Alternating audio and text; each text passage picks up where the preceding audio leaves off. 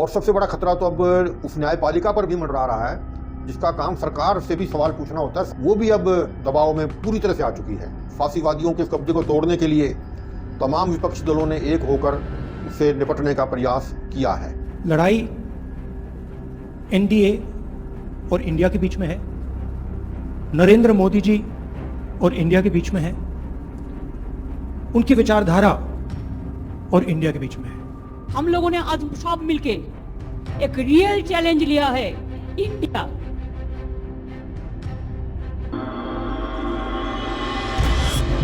दोस्तों नमस्कार, मजदूर मोर्चा पर आपका स्वागत है। आज की राजनीतिक परिस्थितियों को देखते हुए कई चीज़ें सामने आ रही हैं। बीते 10 साल का जो राजनीतिक स्थिति रही है, जिस तरह से राजकाज चल रहा है, उससे पूरा लोकतंत्र खतरे में पड़ गया है। संविधान की धज्जियां उड़ाई जा रही हैं। तमाम संवैधानिक संस्थाएं एक व्यक्ति के अंगूठे के नीचे दबकर रह गई हैं।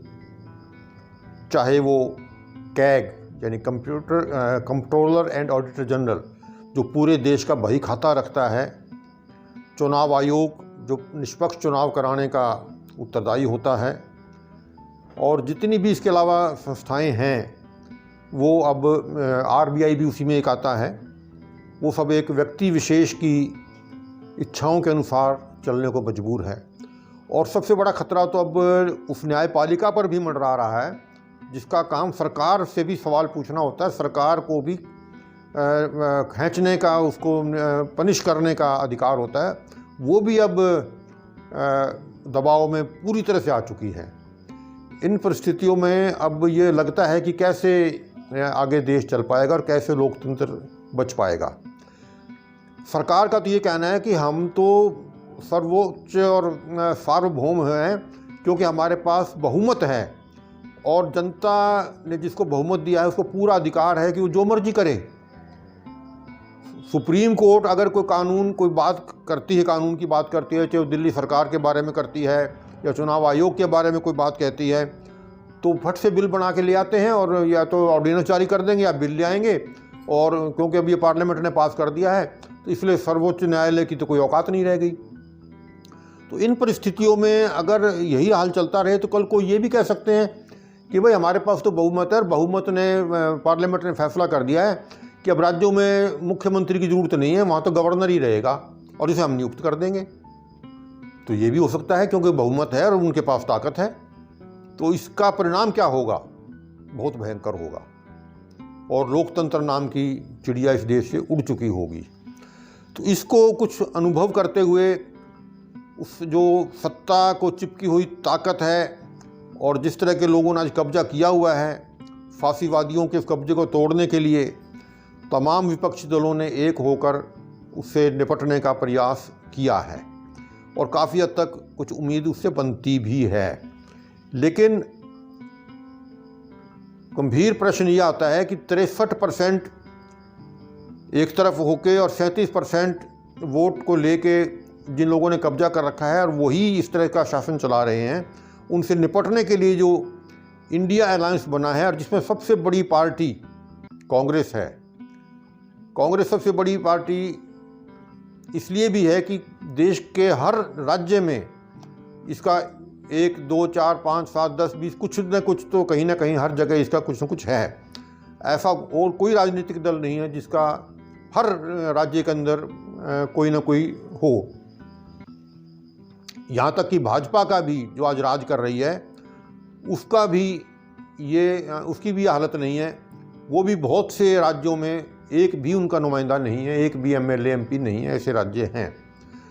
अब मैं जो कहना चाह रहा हूँ, इंडिया अलायंस बनने के बाद काफ़ी उम्मीद बनी थी कि भाई वो इसको भाजपा को निपटा देंगे और एक बेहतर लोकतांत्रिक व्यवस्था की ओर बढ़ेंगे।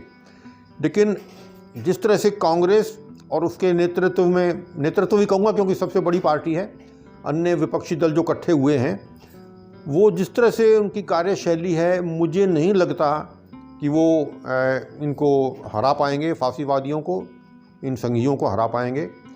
क्योंकि वो जिस तरह का काम कर रहे हैं उससे लगता नहीं वो भीड़ भी इकट्ठी कर लेंगे, लोग भी उनके पास आ जाएंगे और उसके बाद जब वोट का वक्त आता है तब वो उनको कुछ नहीं मिलता। तो ऐसे में ये ज़रूरी हो जाता है कि इंडिया अलायंस को सबसे पहले अगर सत्ता प्राप्त करनी है और उनको सत्ता से हटाना है फासीवादियों को, तो 3 बातें समझ लेनी ज़रूरी हैं। पहली बात तो यह है कि जब तक चुनाव आयोग निष्पक्ष नहीं होगा तब तक चुनाव लड़ने का कोई मतलब नहीं है। इसके अलावा जब तक ये ईवीएम रहेगी तब भी चुनाव लड़ने का कोई लाभ नहीं है। और तीसरा काम है बूथ लेवल पे मैनेजमेंट। ये 3 मुद्दे हैं। 2 मुद्दे तो सरकार से लड़कर प्राप्त करने हैं और एक मुद्दा अपने आप धरातल पे काम करने से ही प्राप्त हो सकता है। पहला मुद्दा चुनाव आयोग का है। जब एक व्यक्ति सत्तारूढ़ दल अपने हिसाब से ही चुनाव आयोग का गठन करेगा तो वो तो फिर खुला खेल उसके लिए हो जाएगा, जो मर्जी करे, उसे तो कोई पूछने वाला ही नहीं है। जैसा कि अभी पिछले 5 राज्यों के चुनावों में हुआ भी है। वो सत्तारूढ़ दल जो मर्जी करता रहे क्योंकि उसने चुनाव आयोग में अपने पिट्ठू बिठा रखे हैं, उनको तो पूछेगा नहीं और दूसरों के खिलाफ नोटिस पे नोटिस देता रहेगा। सत्तारूढ़ दल के खिलाफ कितनी ही शिकायतें आ जाओ, कोई निपटारा नहीं, कोई पूछने वाला नहीं। तो ऐसे में चुनाव जीतने की कोई आशा किसी की बन नहीं सकती। वो सत्तारूढ़ दल को ही जिताने का हर रास्ता अपनाएगा। चुनावों की तारीख तय करने में, चुनावों के रिजल्ट निकालने में, चुनाव हर चीज़ सत्तारूढ़ दल के हिसाब से ही की जाती रही है। दूसरी बात ईवीएम के बारे में कहते हैं, देखो अगर ईवीएम में गड़बड़ होती तो हिमाचल में, कर्नाटक में, तेलंगाना में, ज़रूरी नहीं कि हर जगह ही की जाए, हर जगह नहीं की जाती। लेकिन ऐसे भी उदाहरण सामने आ रहे हैं कि 1 मिनट में 57 वोट डल रहे हैं, जबकि एक वोट डलने में कम से कम 1 से सवा डेढ़ मिनट लगता है। और ऐसे उदाहरण आए हैं कि 1 मिनट में 57 वोटें डल रही हैं।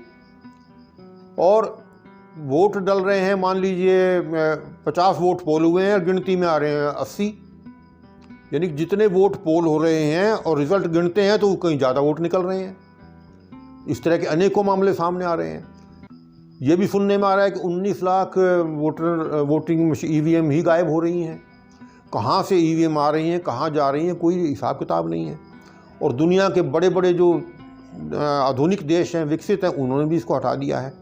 तो सरकार को बैलेट पे आने में क्या दिक्कत हो रही है? तो ये दोनों मुद्दे ऐसे हैं जिसके लिए अगर आंदोलन नहीं किया जाएगा और सरकार जम के, विपक्षी दल इसके लिए नहीं लड़ेंगे तो ये होने वाला नहीं है। और हमारे पास सबूत है, जब किसान 13 महीने लड़ के अपने 3 कानून वापस करा सकते हैं, तो अगर इनमें दम है और वाकई फांसीवादियों से निपटना चाहते हैं तो इनको भी आंदोलन के लिए तैयार हो जाना चाहिए। और अगर ये मांगें पूरी नहीं होती हैं तो चुनाव लड़ने का कोई मकसद मैं तो समझता नहीं। तीसरी सबसे बड़ी बात है बूथ लेवल। ये बहुत बड़ा रैकेट है।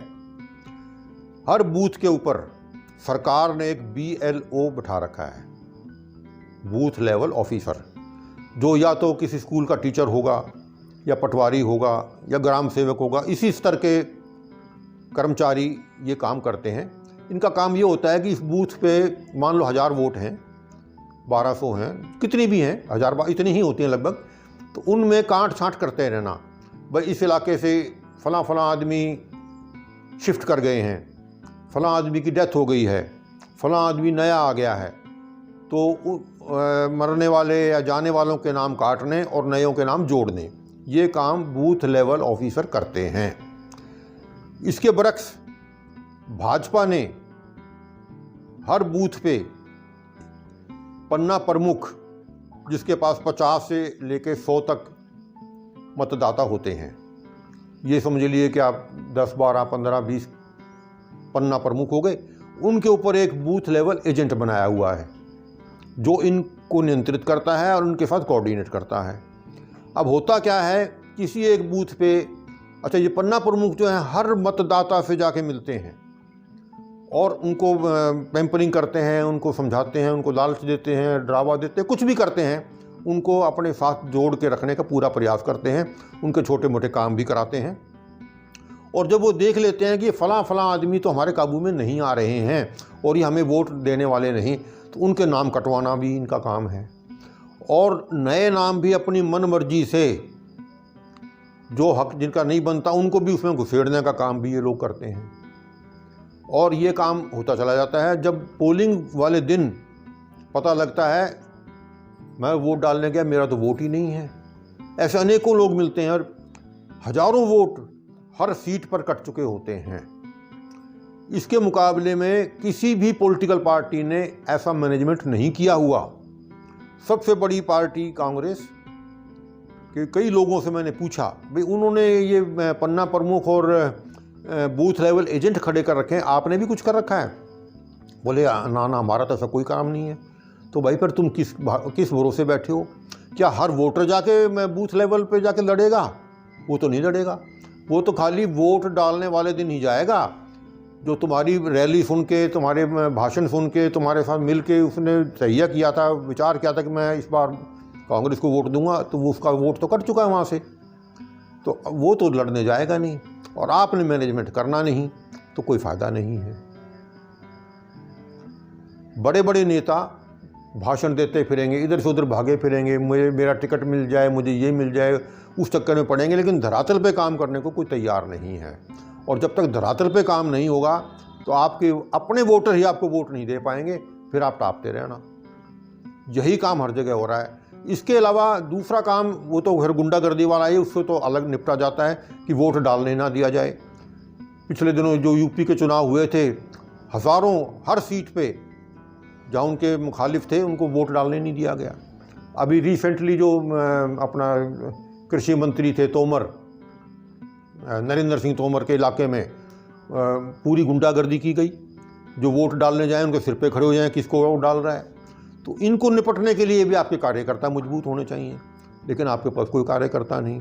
अब बात अकेली कांग्रेस की नहीं रह गई है, अब आपने इंडिया अलायंस बना लिया है, तो सभी दलों को मिलकर अपने क्षेत्रों में ये काम करना चाहिए, जो कि नहीं हो रहा है। तो ऐसी स्थितियों में तो आपको कोई इंतज़ार करना नहीं चाहिए। मजदूर मोर्चा किसी दल विशेष का प्रवक्ता नहीं है, समर्थक भी नहीं है। हम तो ये मानते हैं कि अगर वो भले होते तो ये क्यों आए होते। कसर किसी ने भी नहीं छोड़ी। जो पूंजीवाद की कुलीगिरी आज ये कर रहे हैं, पहले वो करते थे। अब इनको सत्ता मिल जाएगी तो करेंगे ये भी वही। जो पद पहले खाली पड़े थे वो आज भी खाली पड़े हैं। जो लूट खसूट वो करते थे वो आज ये भी कर रहे हैं। हाँ, फ़र्क इतना है कि उनकी स्पीड थोड़ी कम थी, इनकी गति कहीं ज़्यादा तीव्र है। इसके अलावा उन लोगों ने, जो पूर्ववर्ती शासक थे, उन्होंने इस तरह से संविधान की ऐसी तैसी नहीं फेरी थी। थोड़ी शर्म लिहाज थी। सांप्रदायिकता का भी इतना खुला खेल नहीं खेलते थे। हाँ, थोड़ा बहुत खेलते थे, पर इतना नंगा नाच नहीं था जितना इन्होंने कर रखा है। इन्होंने तो शर्म लिहाज बिल्कुल ही त्याग रखी है। इसलिए हमें थोड़ी बहुत जो उम्मीद कर सकते हैं, कम से कम भाई इस फांसीवाद से निपटारा मिले, छुटकारा मिले, और उसके बाद जो गड़बड़ियाँ वो करते हैं या करेंगे उनसे निपटने का एक रास्ता मिल सकता है। अगर यही फांसीवादी अब तीसरी बार भी आ गए तो फिर ना संविधान रहेगा, ना चुनाव रहेगा, ना कुछ करना पड़ेगा। फिर तो वही सिस्टम आ जाएगा, सत्ता मेरे पास है और मैंने कानून पास कर दिया कि अब चुनाव की ज़रूरत ही नहीं है, तो चुनाव ख़त्म हो जाएंगे फिर। तो इससे बचने के लिए इनको निपटाना ज़रूरी है। जो आज सत्ता पे काबिज़ हैं, इनको निपटाना इसलिए बहुत ज़रूरी है ताकि संवैधानिक संस्थाएं बची रह सकें, ताकि लोकतंत्र कुछ हद तक बचा रह सके। तो इसलिए हम इसका थोड़ा बहुत समर्थन इंडिया अलायंस का कर सकते हैं, लेकिन बहुत ज़्यादा उम्मीद के साथ नहीं कर सकते कि वो बहुत कुछ कर देंगे, आते सारे हमारे दुख दर्द दूर हो जाएंगे। इसकी हम कोई ज़्यादा अपेक्षा नहीं कर सकते। धन्यवाद।